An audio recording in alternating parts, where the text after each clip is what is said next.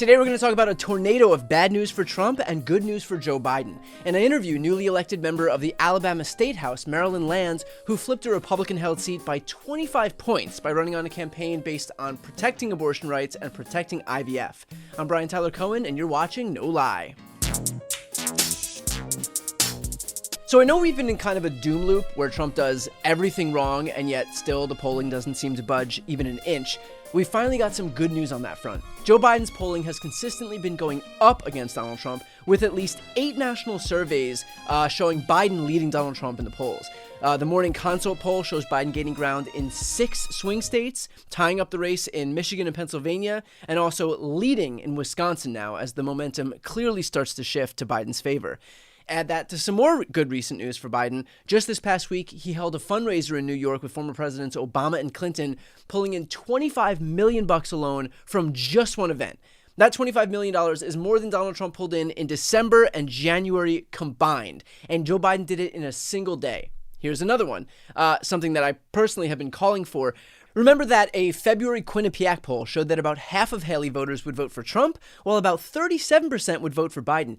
Nikki Haley, by the way, is a Republican. She was Trump's own UN ambassador. The fact that fewer than half of her supporters would come out for Trump is not only a huge warning sign for him, but it poses a massive opportunity for Joe Biden that this many Republicans are in play.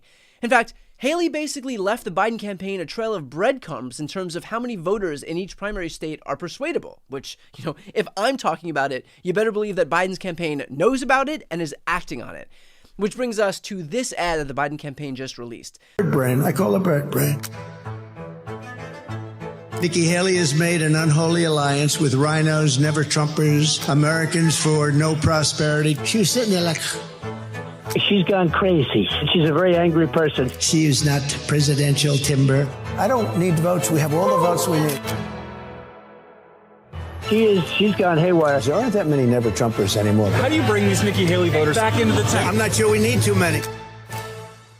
And look, the ad is the first step, but it signals that the Biden campaign is taking this opportunity seriously. And by the way, that doesn't mean that Biden's going to tack right. It doesn't mean that he's going to call for tax cuts for billionaires or start fear-mongering about migrant caravans. But there are plenty of issues where the left and these pro-democracy Republicans, these Haley voters, already do have common ground, like protecting NATO, like protecting the freedom to have bodily autonomy, like IVF and building your own family, like protecting democracy. Remember, what Trump and his MAGA acolytes are advocating for is not American. It's not patriotic. And he's losing people on the right because of that. So Biden doesn't have to reinvent the wheel here to show these non-Trump supporting Republicans that there is a lot of common ground between the two sides. If for nothing else than our mutual respect for a democratic system of government. I actually spoke with Tim Miller as part of our YouTube series called Inside the Right about this exact issue, and he echoed this optimism about the Biden campaign. There's an article in Politico today about how maybe Biden could be doing even more to try to reach out to these former Republicans. But in this article, it said that he hadn't called, I think, Pence and Christie yet, which I think he should, but he had called Haley. And I think that was noteworthy. And there was a separate article in the Dispatch about how Biden's finance team had reached out to the pro-Haley grassroots and finance organizations. So you can tell that they are taking this seriously. I'd like to take it more seriously. It doesn't mean, and here's the thing, it doesn't mean pandering onto like conservative issues, really, right? It means talking about the issues where you agree. NATO, Ukraine, for example, come to mind. And then also just kind of leveraging the other allies, which are, people that went and worked for Trump, that have spoken out against him, Liz Cheney, Cassidy Hutchinson, John Kelly, Mike Pence, right? Like trying to just sort of solidify that group and use them as surrogates to speak to the Haley voters. Those are kind of the elements I think that are going to go into this campaign. And it's clearly a good start, what we've seen so far this week. So again, this ad signals that they are taking this opportunity seriously and that there are more good things to come on the Nikki Haley voter front.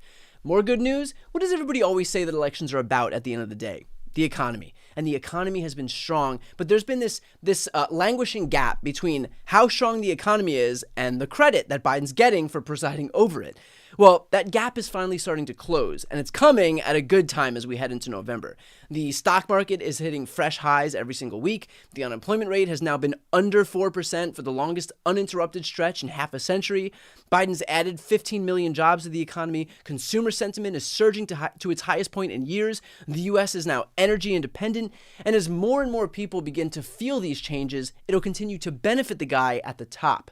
And one last thing, Trump seems incapable of helping himself. His rallies are straight American carnage revenge tour dystopias. His campaign is predicated on releasing prisoners who assaulted cops on January 6th. He wants a nationwide abortion ban. And right now, the only people who know this are the people who read his truths on Truth Social or who go to his rallies. Trump isn't really platformed right now, meaning once people do start to tune in and listen to this lunatic's unhinged diatribes, it's only going to hurt him. Add that to the fact that he's starting his first criminal trial on April 15th, and he'll go into the election most likely as a convicted felon. Add that on top of the fact that he's been found liable of rape and fraud, and all of this combined is not going to do him any favors with people outside the orbit of his cult. So look, the point of me saying this is not to say that Biden's got this thing in the bag or that Trump is done for. Obviously, we have to stay vigilant because anything can happen, and in this country, it does tend to happen more often than we like. It is to say that we can win and that we've got the momentum on our side. So much of the right strategy is to make us feel helpless, that we just throw our hands up in the air and give up because Teflon Don never seems to have anything happen to him. They want you to despair because that helps them. So don't give them the satisfaction because far from being invincible, Donald Trump is in as precarious a situation right now as he's ever been. Here's a preview of my interview with Marilyn Lands. How did you navigate running a campaign predicated on abortion and IVF in a state like Alabama? Well, we knew that abortion was going to be a key part of our messaging when we went into the campaign. In my 2022 campaign, the Dobbs decision hadn't been handed down yet. And once that came, it became a piece of that campaign.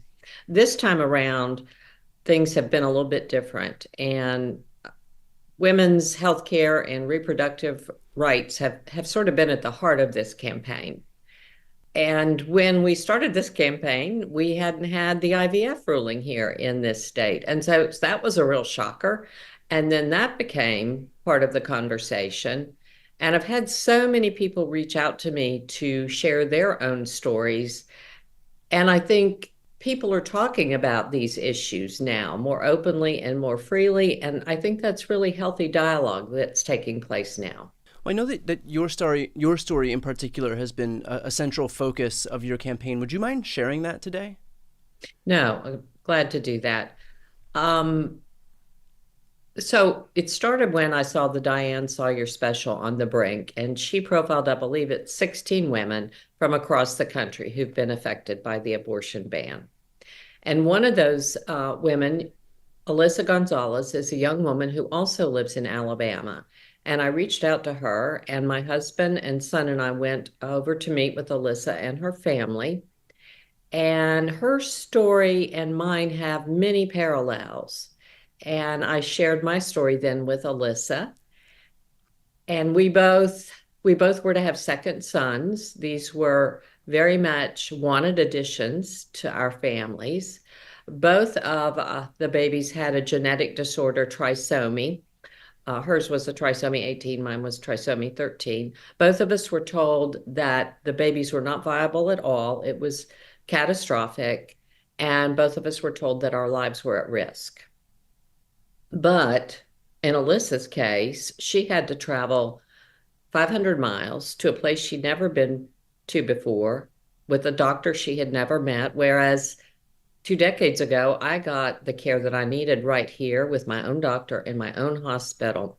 And the stark contrast of the fact that we have taken this giant step backwards really compelled me at that point to share my story. Help take us through what your interactions with voters have been like, because I'm assuming, these aren't exactly Medicare for all advocates calling for a $50 minimum wage. So who are these voters, and what has it been like on the campaign trail for you? It's been interesting, and it's been very personal, not just telling my own personal story, but also from hearing from so many other women and families that have been affected by not just the kind of situation Alyssa and I were in, but miscarriages and ectopic pregnancies, and now the fertility issue. And I knock on doors and women hug me. It's been just really incredible. And people have been sharing stories with me that they said, I haven't spoken about this in 30 years, or nobody knows this except my immediate family. And often these kinds of situations that families find themselves in can be very isolating. And I hope that's one of the things that's coming from having these conversations around these issues, is that they're coming out into the open more, and that people will get more support when they're going through difficult times like this. To watch the full interview with Marilyn Lands, click the thumbnail right here on the screen or check out the interviews playlist on my YouTube channel. You can also click the link on the screen to listen to the audio version of this episode, and of course to see more of my content, the subscribe button's on the screen as well.